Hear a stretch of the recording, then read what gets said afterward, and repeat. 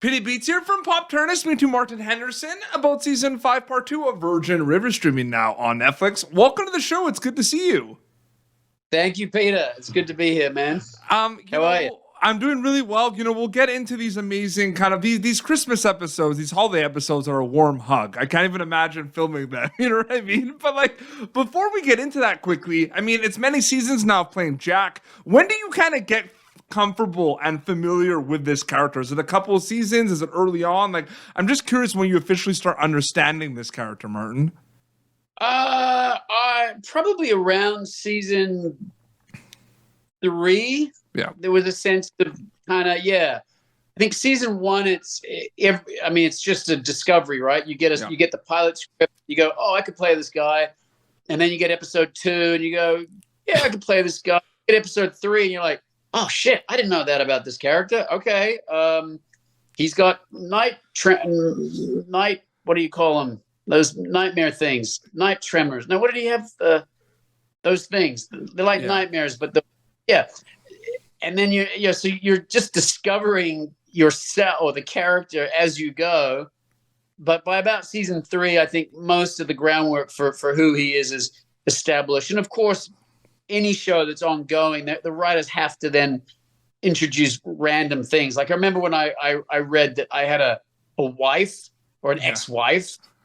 I was like, no, I don't. And so there's little things like that will always come in as curveballs where the writers are just trying to, have some twists that you yourself didn't even know about your character. Yeah.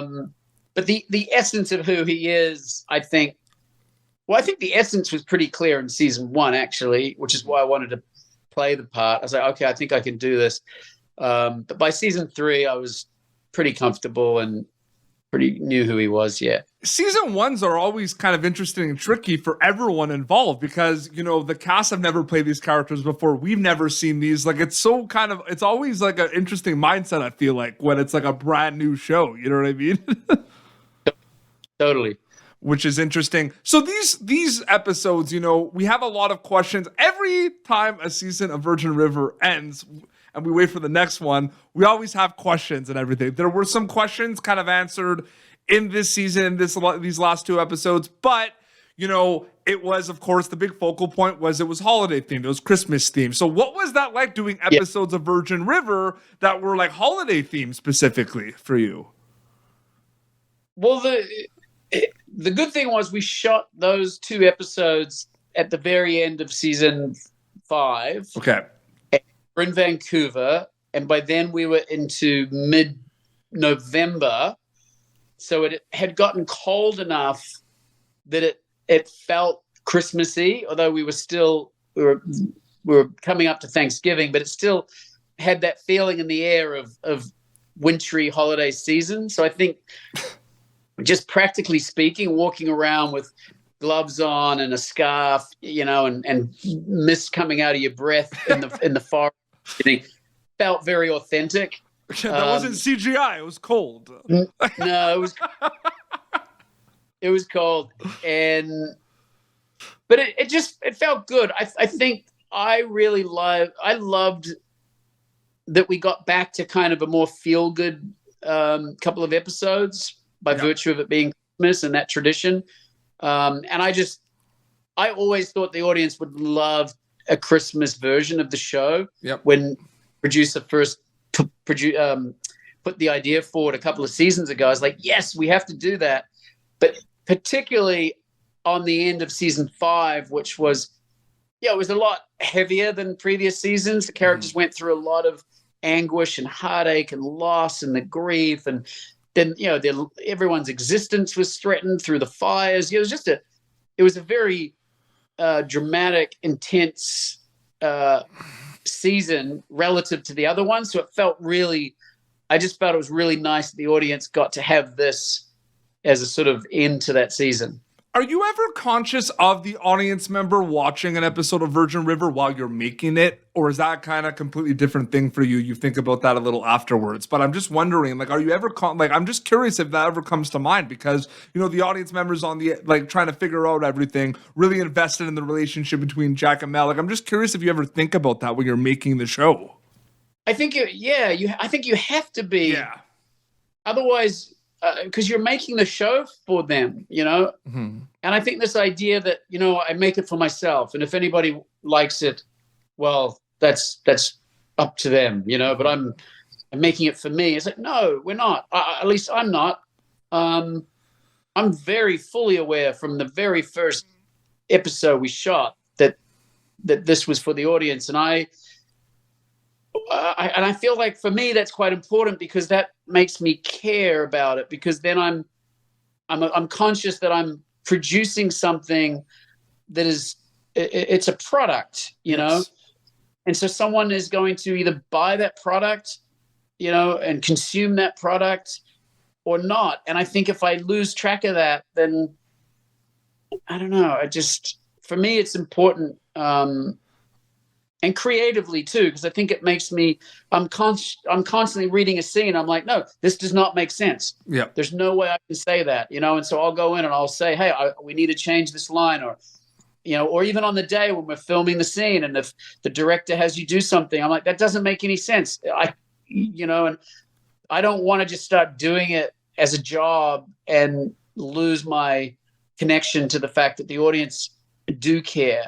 Yeah. And because I know they do care, then it keeps me caring. So for me, that relationship's really important. That was a good segue to my next question. I mean, every time a season of Virgin River drops on Netflix, it's quick, but it's global. People from all around the world just love the show. There's not much to say about that, right? Like it's just a surreal feeling to see how many people all around the world love this show, right, Martin? Yeah, and it is. You're right. It's surreal.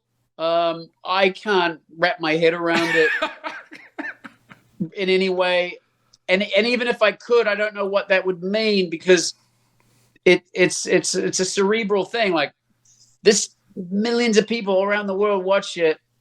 I think I definitely care in the sense that it makes me go, yes, we're making something that people like, and that feels wonderful. Yeah. I don't take that lightly, or pretend that I don't care. I'm so grateful. I'm so grateful that people tune in and do care about what we're doing, because we put a lot of work into it. But once you've sort of consumed the idea and you go, oh, that's nice, and then okay, what does that mean? You gotta go wash the dishes. You gotta, you gotta go do your laundry, and you gotta make the next episode, and just keep moving forward. But it's while you think about that, everyone's freaking out online. What's the next move? Yeah, which is really, really cool. It's love. But surreal is the perfect word for it. But shifting gears quickly, one non-Virgin River question for you. I am a huge horror movie fan, and you've been in some of the coolest and best horror movies out there. And I'm just curious what it's like, because you look back and early on when you did The Ring, that was like really when they were really starting to get kind of big and everything. But then you look at, X, Strangers Pray at Night. What's it like working in that genre at times where there's a real appetite for that content? Like horror movies these days are some of the biggest movies that come out. Like, I'm just curious about that. I'll be honest with you. I'm not a huge horror movie fan myself. Mm-hmm. However, when I read The Ring, it felt, I consider that movie a thriller, because there's not a lot of horror that you witness so much as the feeling of dread. I mean, that static still gives me nightmares. So I don't know if we're on the same page. Right.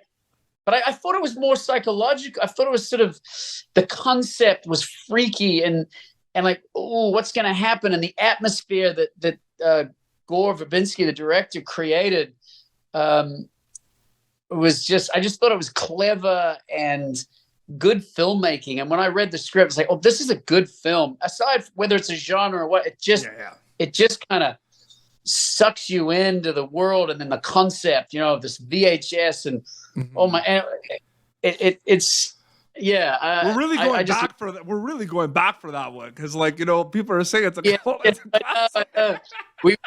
They need to remake it with something that gets into your Wi-Fi or something, right? And just comes out and gets you.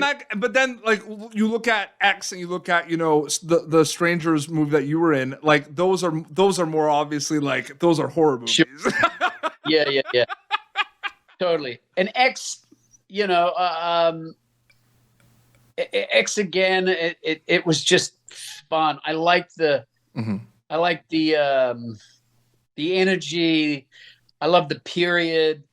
I love the role. And after talking with Ty West about it and his vision for the film and his absolute love of cinema and reverence for that period and how he wanted to make it a bit of a love letter to those 70s slasher films, just felt like such a cool, just the aesthetic. 100%. It would just really, I wanted to be a part of that movie, and I think it's so funny. It's so funny. Yep.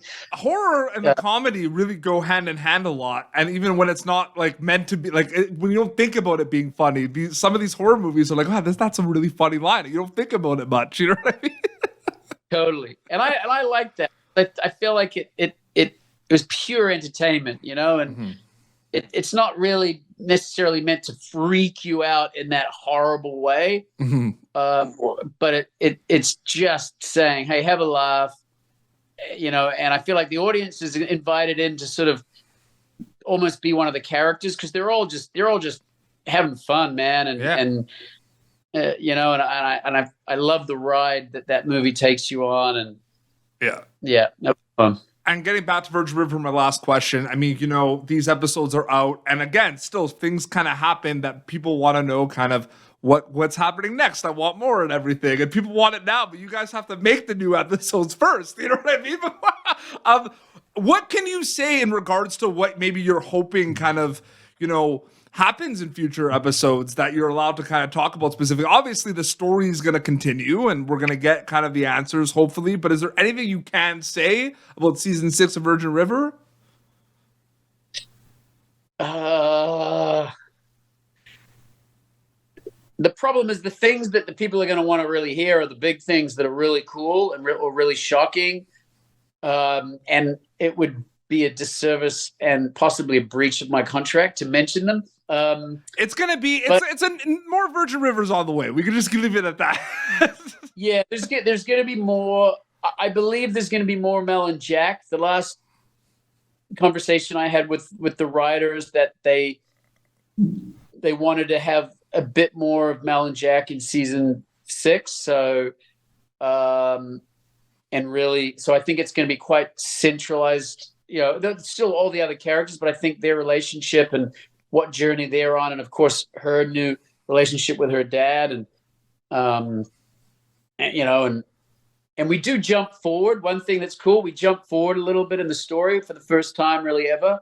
And so you're going to see the characters it's still, it's Virgin River, but they're kind of going to jump to a different stage of where they're at, which I think is going to be interesting, because the show's been moving at such a slow pace, and clearly successfully. I don't think anybody's turned it off for that reason, but I think it will be nice to kind of propel the characters and the stories forward with a little more momentum. Yeah. And it wouldn't be Virgin River without cliffhangers, let's be honest. We'll always have cliffhangers. We'll always, who's the daddy kind of stuff. And there's going to be some really big moments in season 6 and some big revelations. There's some really sweet things too that I'd love to talk about, but I think people are going to love to see where Mel and Jack are at. That's amazing that you shared that with us. Thank you. And the season 5 and season 5 part 2, the Christmas episodes, the holiday episodes are streaming now worldwide on Netflix. So if they haven't chatted just in time for the holidays, you can check it out. Martin, it was an honor and privilege to speak with you. Thank you so much for coming on Popternative. Oh, pleasure, Peter. Great to talk to you, man. Awesome. This has been Popternative, youtube.com/Popternative for previous episodes. Until next time, this is Martin Henderson and PD Beats signing off. Thank you for tuning in to Popternative. Make sure to check out our past episodes of Popternative on YouTube. This has been an Autograph Communications production.